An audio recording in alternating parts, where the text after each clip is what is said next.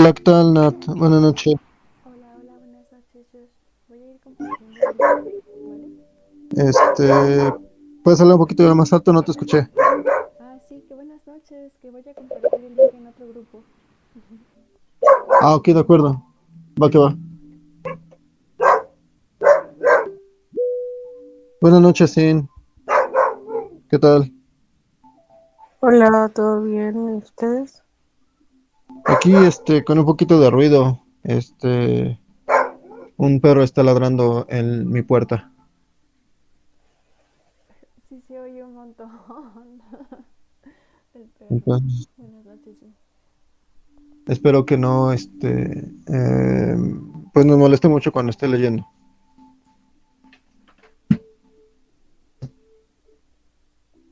Dame un segundo y ya empiezo a compartir el,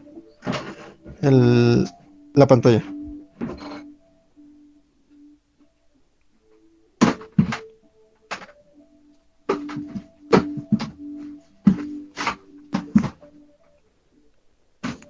¿Me pueden ayudar a saber si se ve bien?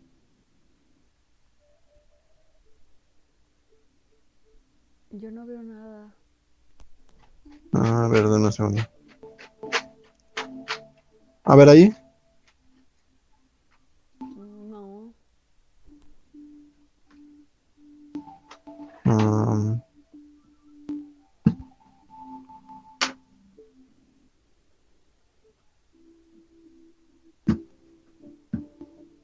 a ver qué tal ahí. Yo ¿No se ve todo? no. A ver, ok, denme un segundo. Voy a abrirlo con otra aplicación para ver si funcionaba.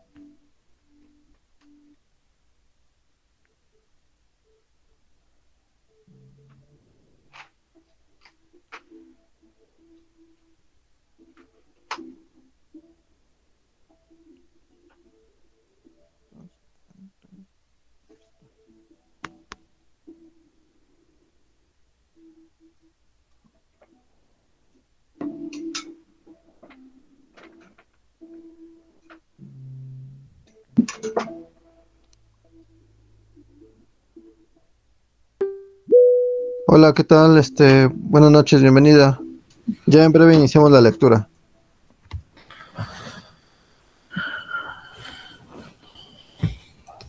Mm, A ver, ¿me pueden ayudar a verificar si ahí se ve? Sí, ya se Sí, ve. sí, sí se ve. ¿Sí se ve? Ok, de acuerdo.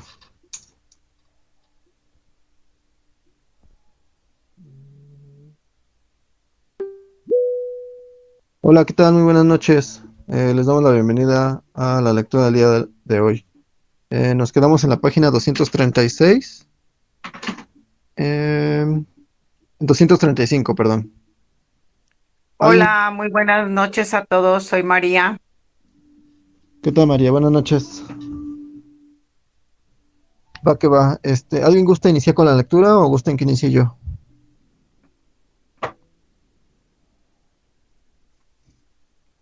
Adelante.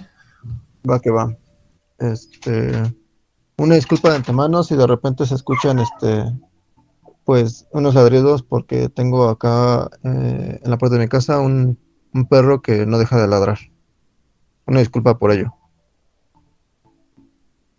Ok. Haciendo visible, permítame. ¿Qué tal y muy buenas noches? Continúo con la lectura. Haciendo visible lo que no tiene nombre. Gracias. Activismo relacional. No se puede dar por perdido, permítame, no se puede dar por perdido algo solo porque no sucederá en el tiempo de la propia existencia. No podré vivir si no creyera que la imaginación puede crear nuevas realidades. Gioconda Belli. Solo quienes sean capaces de encarnar la utopía serán aptos para el combate decisivo, el de recuperar cuanto de humanidad hayamos perdido. Ernesto Sabato. A lo largo del libro he hablado del concepto de política de estilo de vida y, y he mencionado propuestas como la de Laura Podworth Steiser, que, ahora más en detalle, define así el término. Cuando las personas que desean un cambio social o político toman la decisión, permítame un momento. ¿Qué tal, Félix? Buenas noches, bienvenido. Continúo con la lectura. Retomo. Cuando las personas que desean un cambio social o político toman la decisión de ajustar sus conductas y elecciones personales hacia los ideales que defienden, hablamos de política de estilo de vida. Aunque lo que se puede conseguir en un evento específico de activismo puede ser poca cosa. Para los activistas radicales de estilo de vida, los actos de confrontación se repiten constantemente porque cada vez que alguien toma una decisión cotidiana, se implica en una lucha por una nueva sociedad. La forma en que te vistes, la comida que comes, incluso la gente con la que eliges practicar sexo, pueden convertirse en actos abiertamente políticos. La política radical de estilo de vida reconfigura la cotidianidad del individuo en una lucha continua contra la dominación. Es una definición que parte de la tradición anarquista y encaja absolutamente con la idea de la anarquía relacional. Pero este tipo de activismo conlleva una serie de necesidades específicas para tener, para tener alguna posibilidad de ser efectivo. Lo más importante es que no puede restringirse a una o unas pocas personas. Ha de convertirse en un movimiento. Los movimientos políticos suelen plantear una confrontación abierta. Se organizan geográficamente, convocan manifestaciones. Denme un segundo, por favor.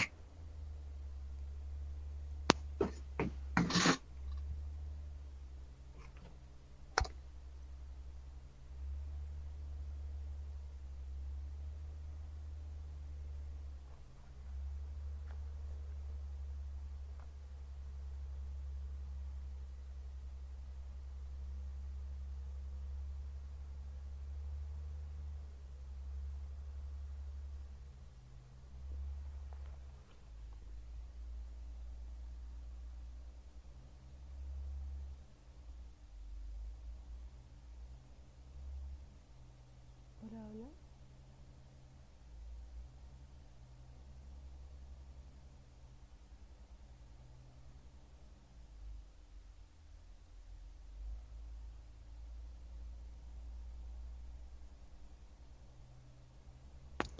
Ya, perdón, disculpen.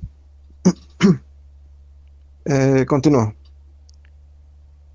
Ah, mm, Es una definición que parte de la tradición anarquista y encaja absolutamente con la idea de la anarquía relacional.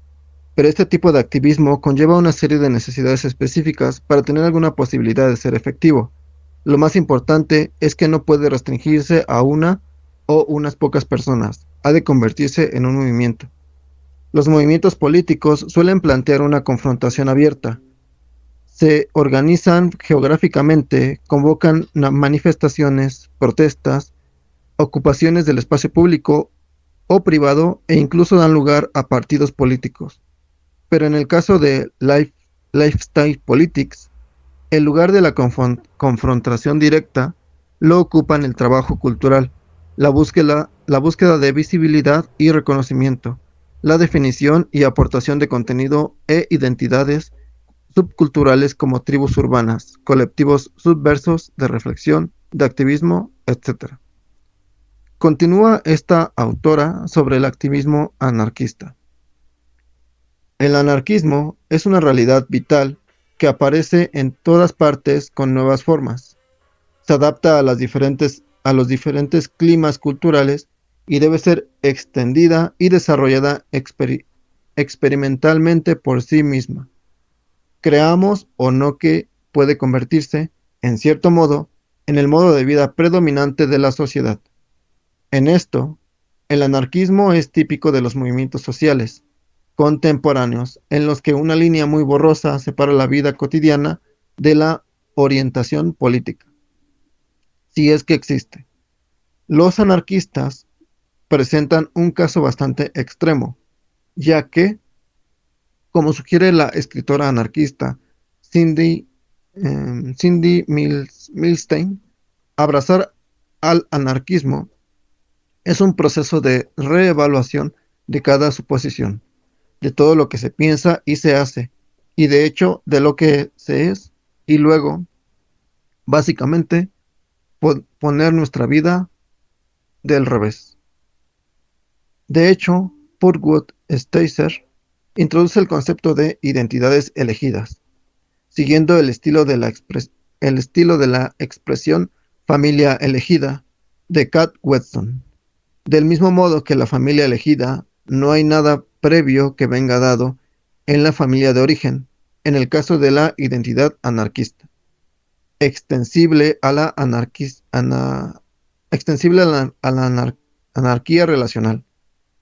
No hay ningún rasgo primario como la clase social, la raza o el origen geográfico que la sustente. No hay un aspecto físico, grupo religioso, orientación sexual o posición social que le dé cuerpo.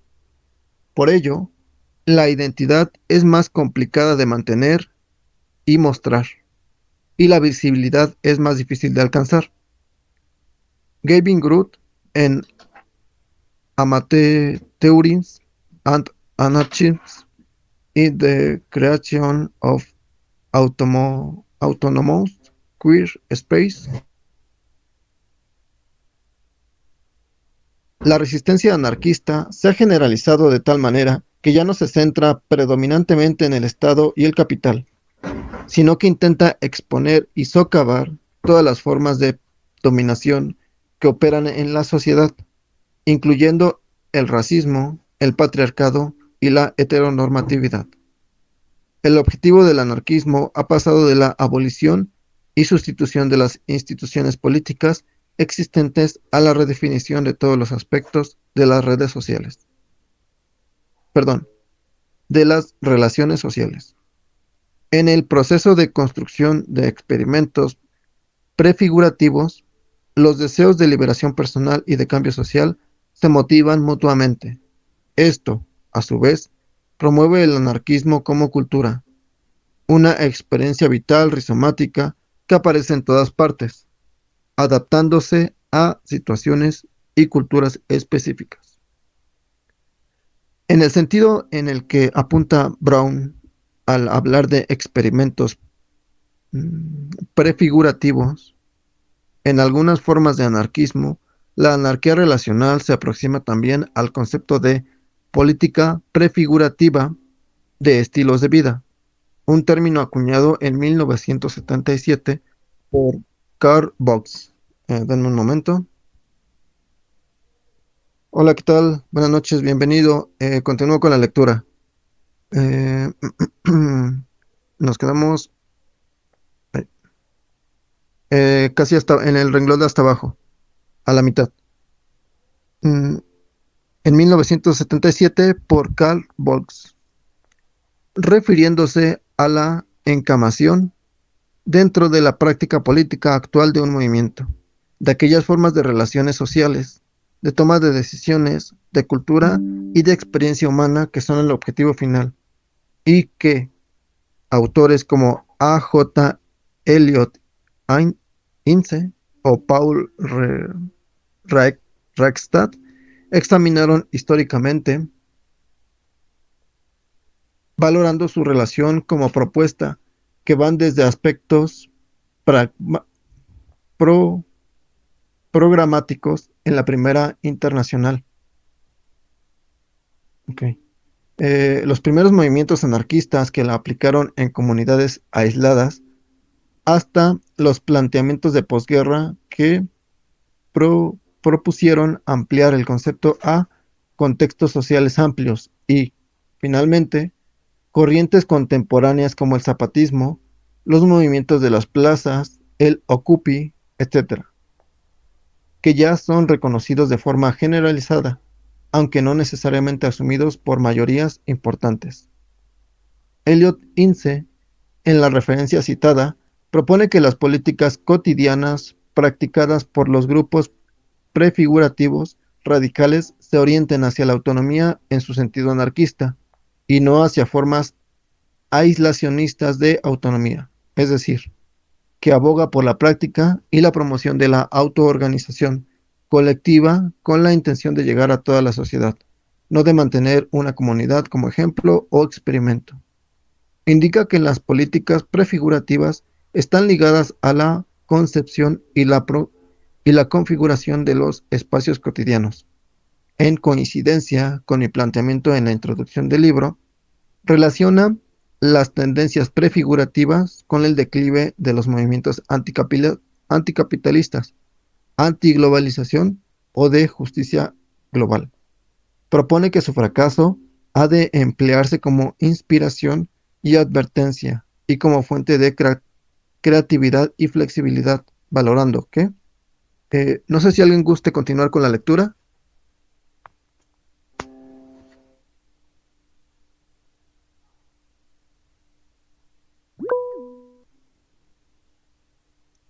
Adelante, Nat. Muchas gracias. Dame un segundo y regreso a la pantalla. Sí, igual solo denme un momento. Ay, mm, ok, ¿te quedaste en la espectacularidad?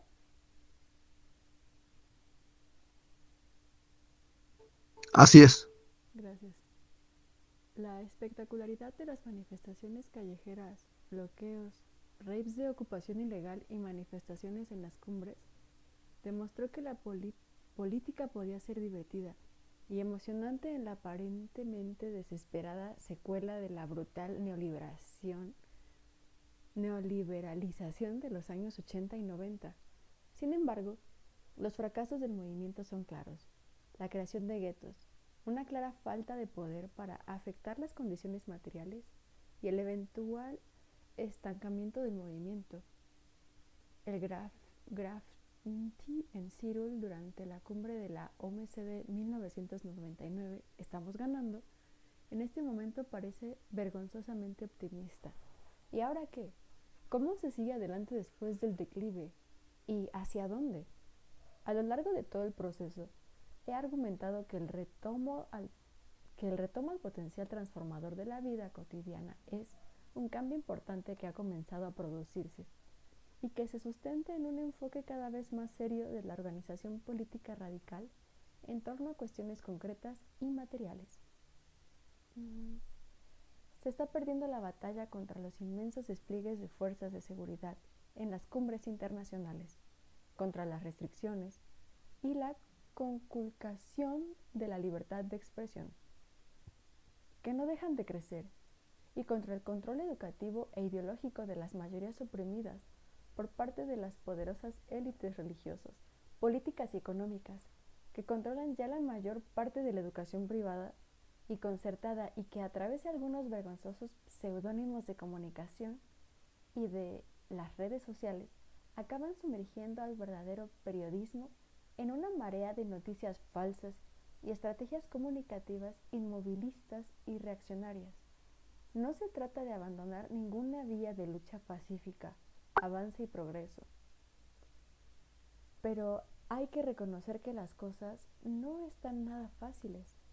Por otra parte, también hay que plantear reticencias importantes a las aproximaciones prefigurativas.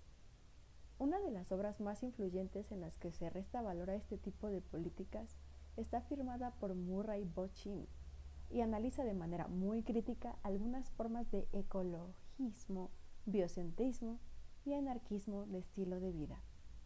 En cualquier caso, hay que tener en cuenta que la anarquía relacional no es exactamente un tipo de anarquismo prefigurativo, sino un planteamiento más indirecto en sus aspiraciones políticas y más en la línea de la frase atribuida a Emma Goldman, que en realidad es una paráfrasis: si no puedo bailar, no es mi revolución.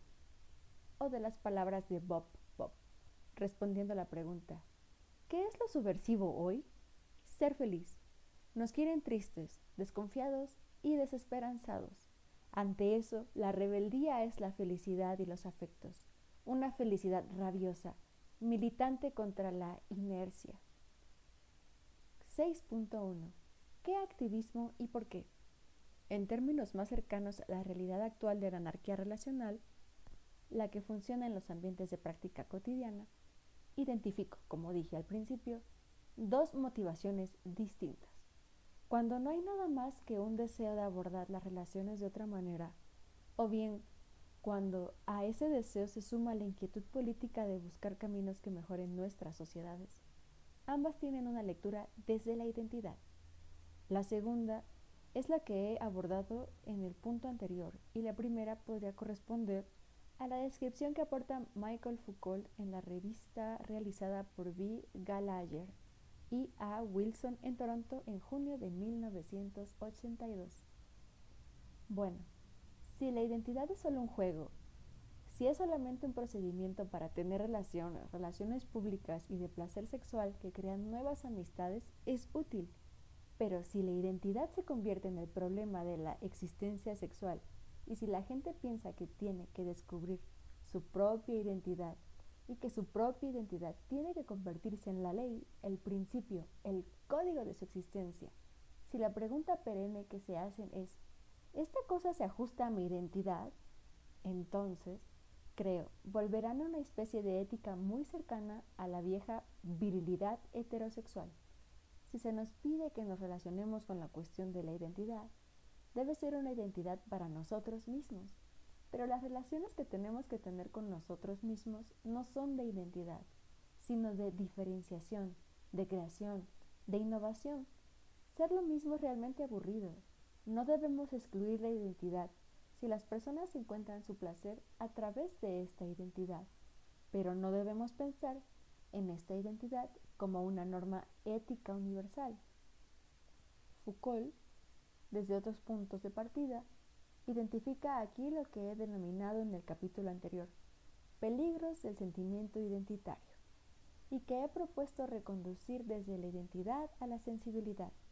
Esto debería llevar a la configuración de dinámicas de interacción especialmente sensibles a cualquier forma de autoridad, dominación y privilegio, y a la construcción de espacios o redes de autogestión colectiva. Desarrollo estas ideas en los siguientes apartados de este punto.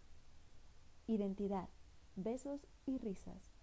Con la mera construcción de redes de apoyo mutuo, entornos con menos privilegios y con más risas y besos, ya se está desarrollando una forma de activismo, de modo de vida, de visibilización y de normalización. Pero también es cierto que al mirar a mi alrededor, puedo encontrarme a veces con personas, con grupos, con sectores enteros que parecen necesitar de referentes de más alcance. Personas que se han sentido ajenas a un sistema de relaciones que no se ajustaba a ellas, que han buscado, han hallado artículos, libros, videos, podcasts, los han intentado asimilar y a veces y hacer suyos, y finalmente se encuentran con el mismo entorno de siempre. Por mucho que perciben un crecimiento personal y una conciencia más crítica y rica, precisamente lo que ven a su alrededor es más claro el sufrimiento innecesario, la resignación generalizada y las relaciones de poder. Por eso, entre otras razones, aparece el activismo organizado, operativo y funcional, que se orienta a conseguir espacios, proponer encuentros y eventos. La interacción, la reflexión, el intercambio de experiencias y la cercanía emocional son elementos clave para mantener y mejorar el modo en que me enfrento a un reto personal con vocación colectiva. Un reto que supone desmontar muchos comportamientos y aprendizajes asimilados desde las primeras etapas de vida y que es, por tanto, muy exigente intelectual y emocionante. Solo contando con una red de apoyo es posible transitar ese camino de deconstrucción y renovación. La pregunta de si podemos llamar activismo a esta labor tiene todo el sentido. La interpretación contemporánea apunta a que el activismo depende más del significado de los colectivos, que los colectivos asignan al ejercicio de organizar y coordinar acciones en y mensajes que del resultado real de estas acciones. La difusión de unos enfoques, unos pensamientos y unos objetivos que aspiran a un cambio social desde fuera de cualquier espacio mediático, institucional o corporativo, aun si se orienta exclusivamente, no suele ser así. La intención es más amplia, a dar soporte, apoyo y a propiciar conexiones en el colectivo. Es un acto con voluntad de cambiar las cosas, de visibilizar y de normalizar unas ideas y unas prácticas.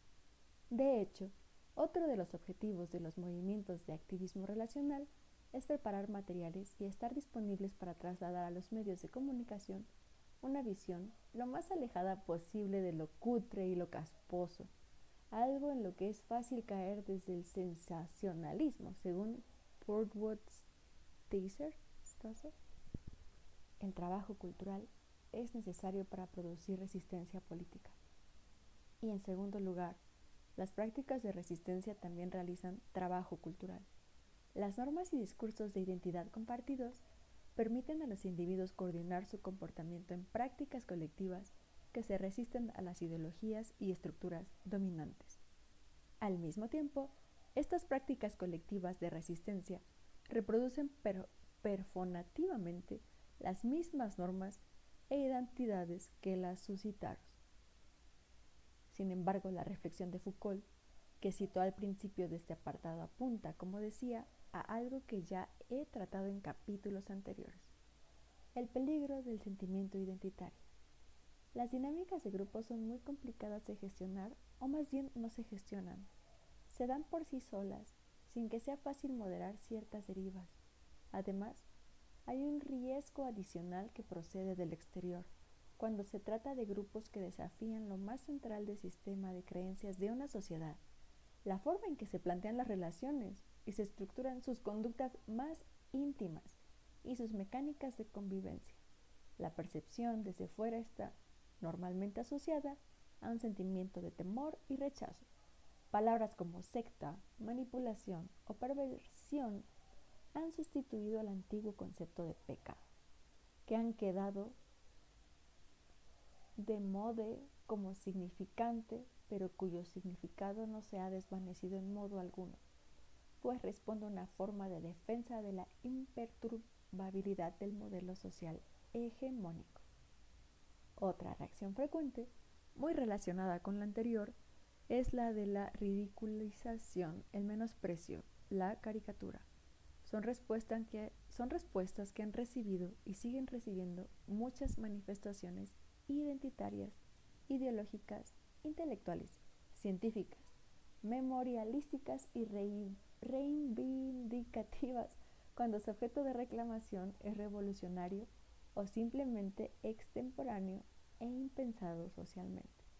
En cualquier caso, es posible que esta tensión en forma de rechazo o de sátira responda a una susceptibilidad, que se ha tocado alguna fibra sensible, a que la visibilización es posible y va por el buen camino.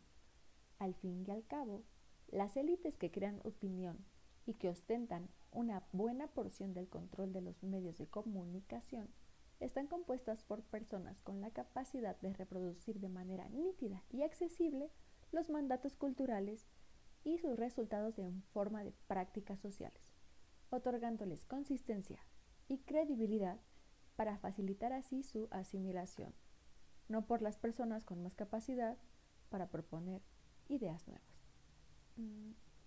¿Sigo o alguien quiere continuar?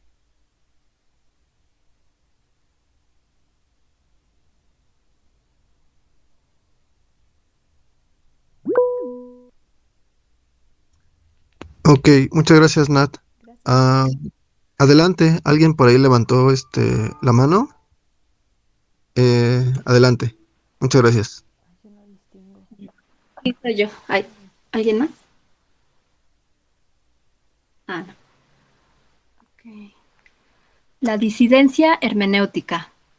He hablado ya del concepto de injusticia hermenéutica introducido por Miranda Fricker, que aparece cuando un colectivo no encuentra acceso a recursos comunes de interpretación social, lo cual pone en desventaja a esa comunidad respecto de la sociedad en general. sin herramientas de construcción de sentido y de comunicación,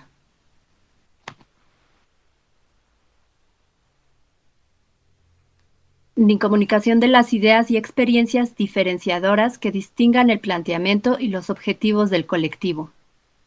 Hay un desequilibrio y una carencia importante en las opciones de construir realidad. Un ejemplo que cita Esa Díaz León es una ponencia titulada Amatonormatividad e injusticia hermenéutica. Es el de acoso sexual en el trabajo. Antes de que este concepto se extendiera, resultaba más difícil no solo comunicar estas situaciones, sino incluso conceptualizarlas, entender y expresar la gravedad de lo que se estaba sufriendo. También cita conceptos como el de homofobia, en sentido negativo, y gay, queer o trans en el positivo. La difusión al lenguaje común de estas nociones dota de herramientas muy potentes para el empoderamiento y el razonamiento de la diferencia en términos tanto de resistencia como de afirmación. Un elemento del que también he hablado, que empieza a pertenecer ya al caudal general de conceptos socialmente conocidos y comprendidos, al menos en parte, es el de consentimiento sexual. La diferencia que existe entre enfrentarse a una situación de violencia sexual en cualquier grado, desde el desconocimiento de este significante y sobre todo de su sentido y su valor reconocido y compartido, a afrontarla con ese apoyo imperativo es enorme. Ese respaldo puede contribuir a rebelarse frente a auténticos ejércitos de humillación en momentos concretos, revertir años de sometimiento y abuso, levantar alarmas de situaciones de violencia que se habían normalizado. Otros significantes como acoso escolar, xenofobia, aporofobia, pueden operar o acabar funcionando alguna vez también de esta manera. En el ámbito de las relaciones, se pueden citar muchos ejemplos de lenguaje común que dan sentido y soporte al modelo hegemónico, como fidelidad, compromiso o respeto en positivo, y adulterio, traición o engaño en negativo. Son conceptos que califican de forma evaluativa comportamientos concretos para apuntalar los rasgos obligatorios de las relaciones normativas. Si no respetamos el privilegio de pareja, el pedestal que coloca a la persona que marcamos socialmente como cónyuge o similar por encima de cualquier otra, entonces es que no somos fieles. No mantenemos nuestro compromiso o no respetamos. Obviamente, la fidelidad es un concepto genérico que se refiere a no vulnerar la confianza, no a la exclusividad sexual. Los compromisos pueden ser muy variados y referirse a deberes y responsabilidades que nada tienen que ver con la pareja normativa. Y el respeto se dirige a la persona, no a un modelo de comportamiento normativizado culturalmente. Los términos negativos, por otra parte, culpabilizan y definen lo que puede hacer y lo que no. Por ejemplo, la traición y el engaño, como sinónimos de comportamiento no aprobados por la norma, tiñen de nociva cualquier desviación respecto a esta. El adulterio caracteriza la exclusividad sexual que ha de acompañar a la institución de la pareja tradicional, etc. ¿Y qué puede hacer el activismo en ese sentido? Tristan S. Wetz introduce el término disidencia hermenéutica para referirse a la producción de un conjunto propio de herramientas interpretativas capaces de atribuir un sentido coherente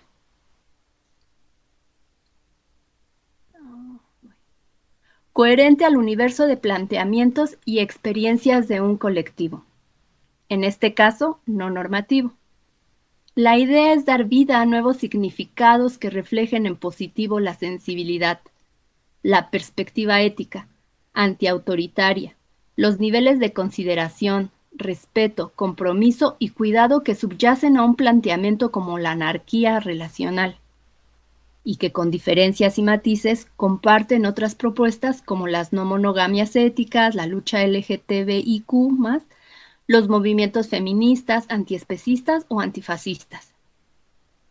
La filósofa Comarine Rondet ahonda en la importancia de qué significados significantes, orígenes de sentido, argumentos y experiencias forman una estructura que pueda competir como visión del mundo con la hegemónica, en particular en los ámbitos en los que esas visiones provocan un conflicto y una desventaja para el grupo minoritario al que llama objeto de la injusticia. La aspiración de este proceso es convertir esa estructura en una fuente de autoridad cultural. Desde el punto de vista del activismo, el problema se plantea cuando el grupo oprimido, que es objeto de una injusticia hermenéutica, propone cuestiones que a su vez pueden parecer injustas o entrar en contradicción con nuestros principios. La autora pone el ejemplo del feminismo occidental y las dificultades que conlleva la crítica de algunas prácticas de otras culturas oprimidas en Occidente. Una crítica que entra de lleno en ocasiones en el terreno del colonialismo cultural. Ocurre algo similar con los ataques desde ciertos feminismos a las personas trans o a las invectivas abolicionistas hacia los sindicatos y colectivos organizados de trabajadoras sexuales. En relación a los movimientos sex positive y a las monogamias, han existido también ciertos recelos por parte de las organizaciones LGTBIQ+. Por ejemplo, en cuanto a su inclusión en eventos como las manifestaciones del orgullo, que se ha visto en algún momento como una amenaza que pudiera devolver parcialmente a la marginalidad a un colectivo que ha avanzado con mucho esfuerzo durante décadas hacia la normalización. 6.2. Redes de apoyo y derechos civiles y económicos. Hola. Perdón que te interrumpa, sí, disculpa. Muchas gracias por leer. ¿Les parece bien si pausamos aquí la lectura y pasamos a comentar lo leído?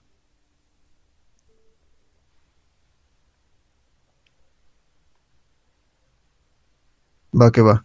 Déjenme dejar de compartir esto.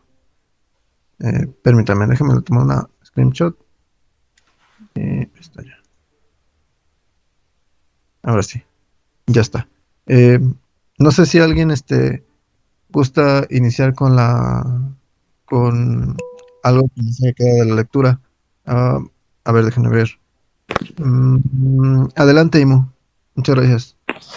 Hola, pues estaba escuchando y pensaba que qué lástima que no estaba Bardo ahora, porque la vez pasada él hizo una pregunta que está relacionada o sea, que hoy se desarrolla un poco más, que es el tema de la política o de lo político, ¿no? En el caso de la anarquía relacional.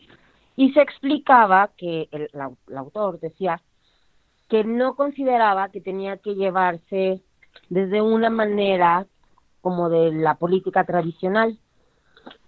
Y un poco como que discutíamos o platicábamos que efectivamente sí es algo pues absolutamente político. Digamos, la apuesta, la aportación. Sin embargo, y creo que aquí lo explica un poco más, como que habla de que ya muchas cosas, muchos temas, quizás no sé si todos, pero se han llevado a los términos de la movilización política y de alguna manera ha sido bastante frustrante, no en todo ni siempre, pero creo que aquí un poco se da la oportunidad de explicar más por qué es necesario como, si no un reseteo total, pero sí considerar nuevas formas de vivirse, de relacionarse, incluso de luchar, ¿no?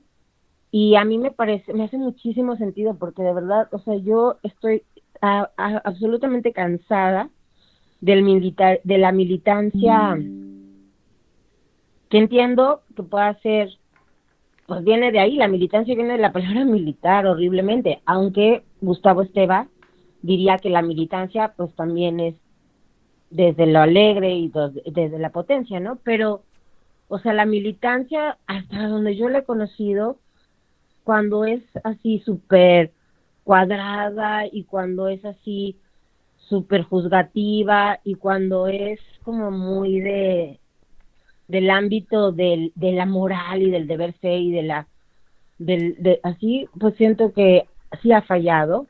Ha hecho cosas muy importantes, pero también ha hecho que la gente a veces se autosacrifique o sea sacrificada pues, por el Estado, por los gobiernos, por lo que sea. Entonces a mí ahorita que lo leían, me hacía mucho sentido esta idea de un poco como de empezar de nuevo, de empezar a darnos nuevas oportunidades de actuar desde la militancia de la anarquía relacional. Gracias. Muchas gracias, Simu. Eh, sí, yo creo que es muchos, ahorita que tú comentas esto último de la militancia, pues muy variado puede ser un tema completamente aparte, ¿no? Eh, desde el simple hecho de la palabra hasta que hay distintos tipos de militancia, ¿no? A lo mejor hay unas pues más militares y otras como más abiertas. Muchas gracias por tu comentario. No sé si alguien más tenga por ahí algo que aportar.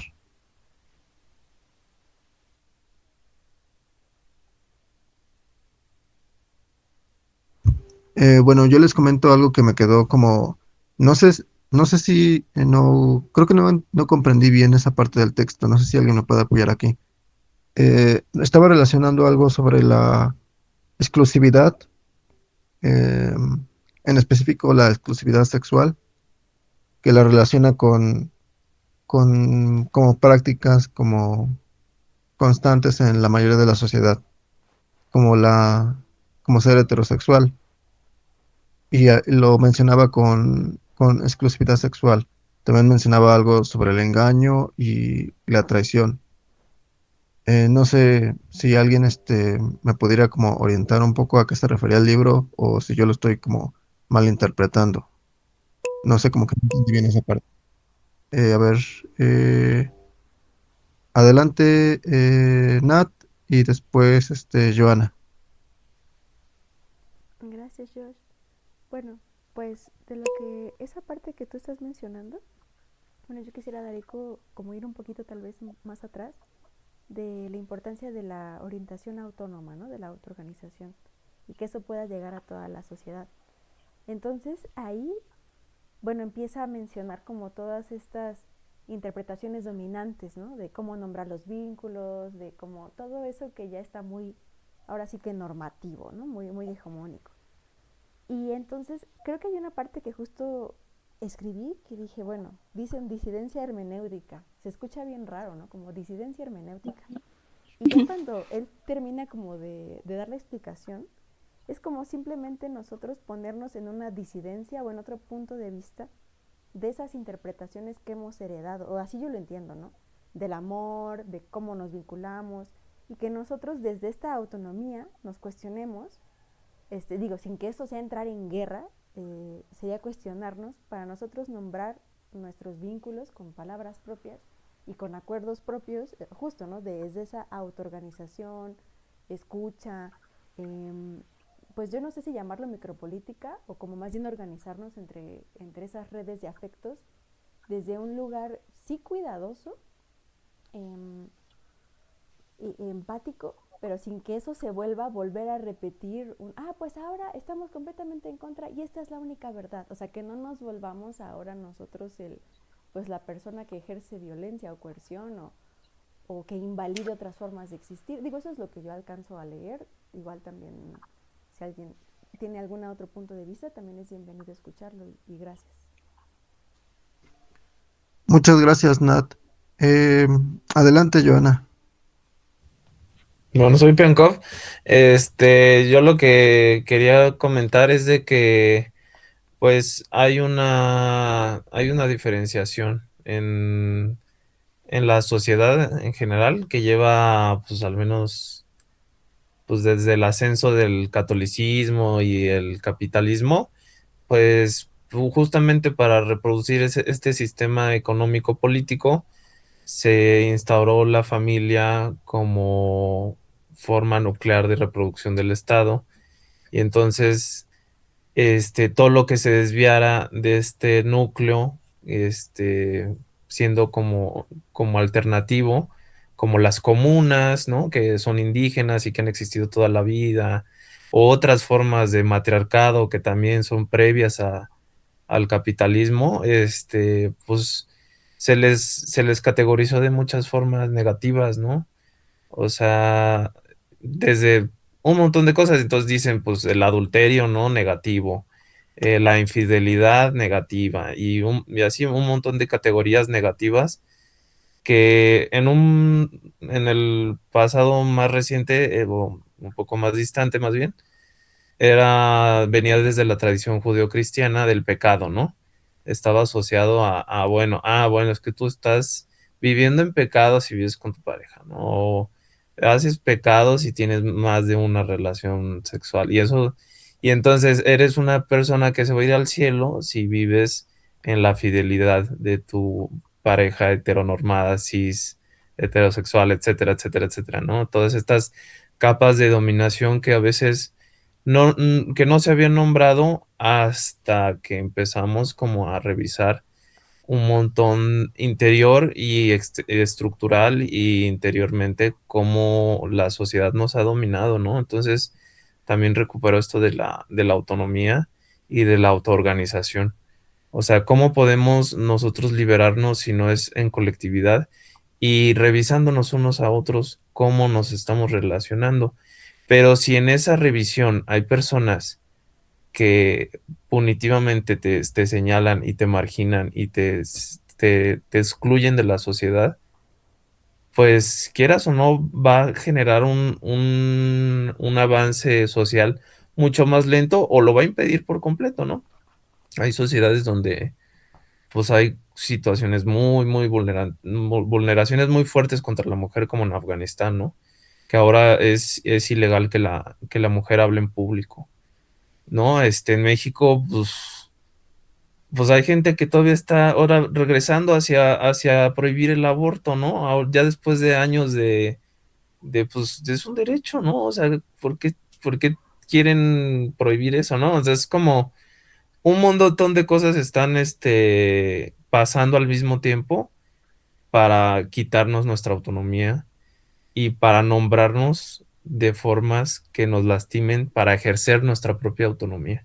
Entonces, yo creo que reconocernos, en nuestra diferencia y alegrarnos de esa diferencia y nombrarla como nosotros queramos, pero vivirla felizmente y compartirla felizmente, creo que también es una de las reflexiones que a mí me gustó y me deja así como, pues qué bonito, ¿no? Pensar que sí existen otras formas de vivir y las podemos nombrar y las podemos ejercer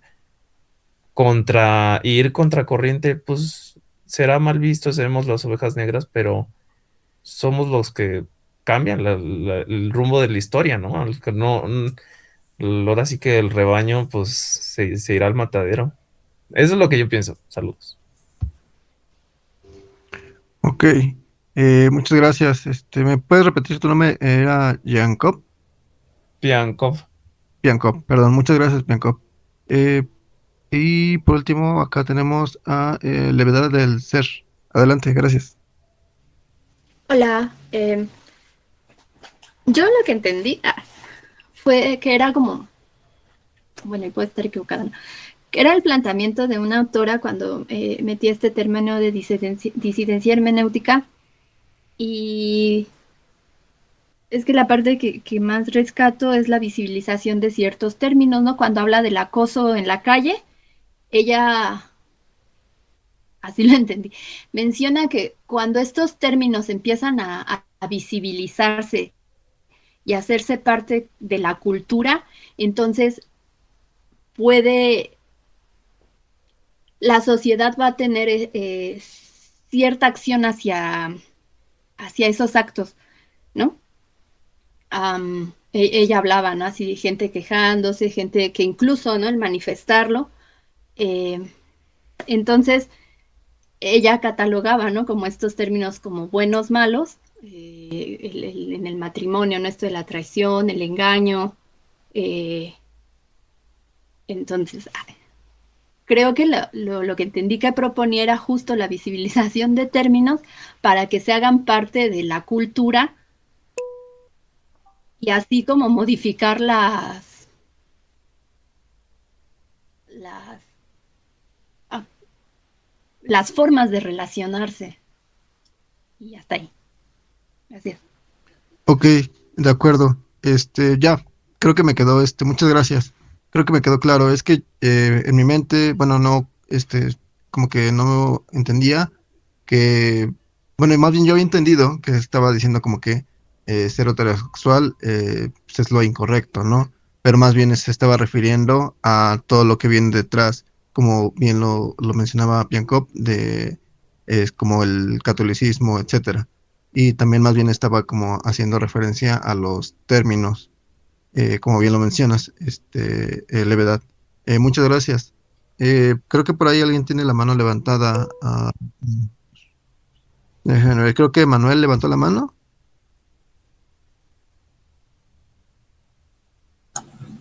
Sí, pero era para la reflexión así como que final de lo que entendí. Ah, ok. Adelante, adelante. Sí, bueno, pues para empezar, soy nuevo, no tengo tanta experiencia como ustedes y entienden más cosas, pero de lo que entendí y de algunas cositas que vi, analicé, más que nada me surgieron muchas preguntas. y, y en especial por como que todo este círculo o idea principal que veo es sobre la orientación política y en conjunto cómo se tiene que interpretar o relacionar con otras dinámicas sociales. Entonces, pues para empezar, lo que vi y entendí es que quiere, o al menos ver una distribución de orientación o acto político más rizomática, o sea, que no hay jerarquías, es más homogéneo y es más horizontal. Y pues yo quise poner como que sobre la mesa este concepto de acto político porque independientemente de qué tipo o forma de orientación política persona pueda tener, el acto político es una acción para ejercer, tener perspectiva o tener una idea para poder materializar ese acto. Entonces, por ejemplo, eh, ir a una marcha es un acto político porque tú tienes una perspectiva, una posición y quieres materializar una protesta en exigirle algo al Estado. Entonces, y en parte eso es una orientación política. Entonces yo creo que orientación política y acto político nunca deben de estar separados, sino es parte de. Y en sí, pues eso también me hizo recordar, y también algo que dice ahí el texto, es sobre la autonomía y el poder que cada persona podemos tener. Y en sí, pues sí, la autonomía y el poder es parte de ejercer y tener, o sea, de ahí germina este acto político. Y en sí, si se dan cuenta, de paso ahí somos dignos, ¿no? Porque tenemos dignidad a través de expresar nuestra autonomía, o sea, regir por nuestras propias leyes y el poder que podemos ejercerlas. Y de ahí es cuando me surgió una pregunta, porque luego había una reflexión que decía Michel Foucault sobre la identidad y en parte una identidad rizomática y cosas así. Pero me hizo mucho ruido en la cabeza sobre la identidad, porque es difícil y hasta una pregunta muy ontológica, cómo se define y cómo se genera la identidad a través de estos conceptos que ya puse sobre la mesa, que es como el acto político y una autonomía y dignidad, que en pocas palabras es de dónde sacas eso, ¿no? O sea, es porque cómo se construye esta orientación política y por ende cómo se ejerce este acto político y entonces pues es cuando se genera tu identidad. Pero cómo se genera, entonces más que nada ahí es pues, los medios que te dan, ¿no? Y cómo esos medios hacen y forman al individuo. Y otras cositas también que decía ahí, que tiene que ver, pues es que esta identidad pues existe a través de dinámicas con dinámicas sociales. Entonces, pocas palabras, es como un todo de poco, no solamente es de un lado sí y de un lado no. Hay más, se genera la identidad a través de dinámicas sociales, no sociales, privadas y no privadas. Y se forma, pues sí, a través de las relaciones. Y ahí entendí, y ahí está como que mi pregunta que me dejó más, con más preguntas que con más claridad, es que si realmente se puede tener una identidad, o sea, imagínense, una, una orientación política más homogénea, o sea, en pocas palabras, rizomática. Y a través de eso se puede jerarquizar, pues no, porque es rizoma, pero aún así hay una necesidad de tener una jerarquización.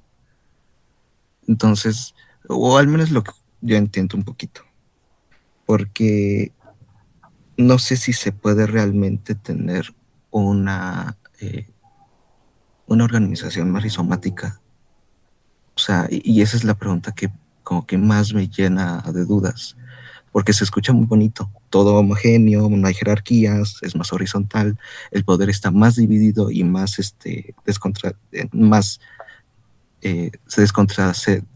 ya no está centralizado, y es como de, pues eso se puede realmente no, tener más haber jerarquías, y al final y al cabo, pues esas jerarquías son sí o sí parte de las dinámicas sociales. Por eso existen las autoridades, o por eso existen el más poder o el no poder. Por ejemplo, el poder adquisitivo también, ¿no? Y pues, ya, creo que sí. Esas son como las notas que hice más o menos. Espero que se me haya entendido al menos. Y si no, pues ya me dice. Muchas gracias, Emanuel.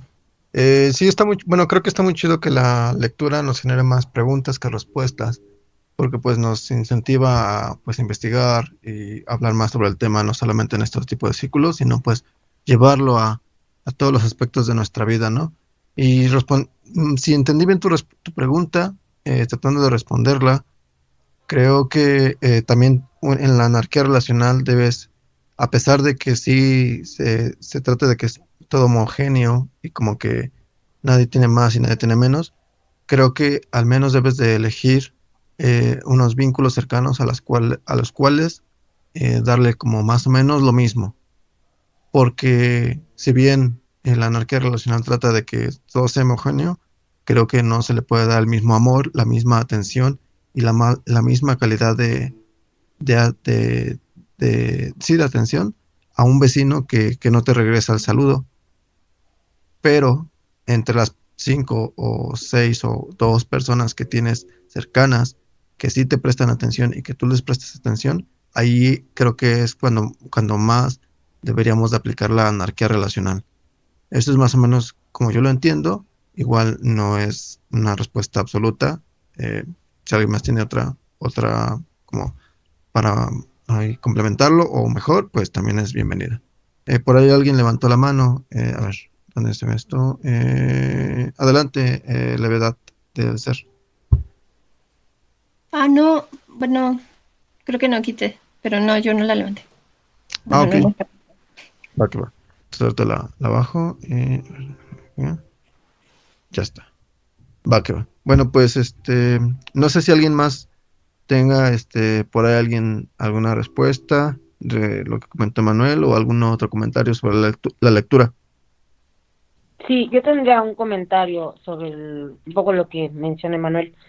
Y, y creo que tiene que ver con que la, la posibilidad, digamos, de, o sea, no se van a desaparecer las jerarquías y, por ejemplo, yo desde mi punto de vista no existe la homogeneidad, porque pues nadie es homogéneo, uno es más grande, uno es más chico, en términos físicos, pero también en términos educativos, pero también en términos, digamos, de construcción de habilidades y también en caracteres. O sea, yo creo que la diversidad es lo único que tenemos como en común, pero el término rizomático, que está relacionado con el concepto de raíz, tampoco es que sí puede ser descentralizado, pero no necesariamente es homogéneo. O sea, si tú levantas una raíz de un árbol, no van a medir todas las raíces las mismas dimensiones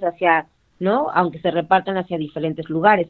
Es decir, que el concepto rizomático está relacionado en el tema de los nodos y las aristas, que son, pensemos como un hashtag, ¿no? Donde el punto es el nodo y los puentes que se lanzan, como las rayitas que hacen el cruce del gato, serían las aristas. Entonces, a veces cuando pensamos en redes, pensamos que es una red como de araña o que es una red como de árbol, arbólica, pero en realidad hay muchos tipos de redes.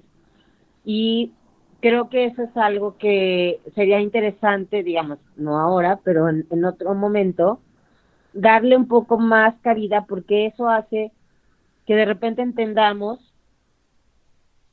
que hay, digamos, que hay que propiciar ciertos tipos de redes que no sean centralizadas, por ejemplo, y entonces pensar un poco más cómo es que puede hacerse esto. Y como ya lo hemos dicho en otras ocasiones, pues el anarquismo no puede ser un manual, no puede ser un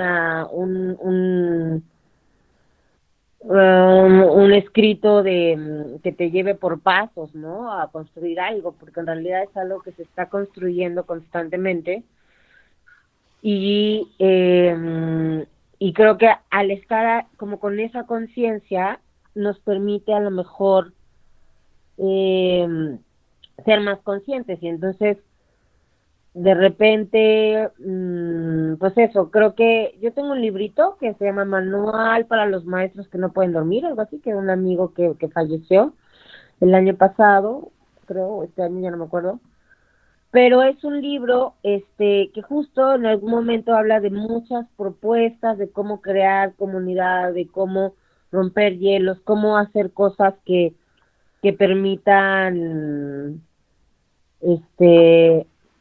pues eso, crear otras formas de relacionarse que no sean, pues eso, las de las jerarquías de, el que el maestro, el que es doctor, el que estudió, el que no estudió, ni el que vive en el sur y vive en el norte, ¿no? Sino buscar otras formas que sean más en torno a afinidades. Y por último, decir que creo que lo que dice es que no nos volvamos, pues, el propio monstruo que criticamos, ¿no? O sea, que tengamos siempre esa conciencia para que no suceda. Y ya, gracias. Muchas gracias, Simú. Bueno, pues creo que por hoy se acaba aquí el conversatorio de esta noche. Muchas gracias, por acercarse, por la atención y por la lectura. Y pues nos estaremos escuchando la siguiente semana. Que descansen. Gracias, chicos, chiques, chicas. Bye. Bye. Bye.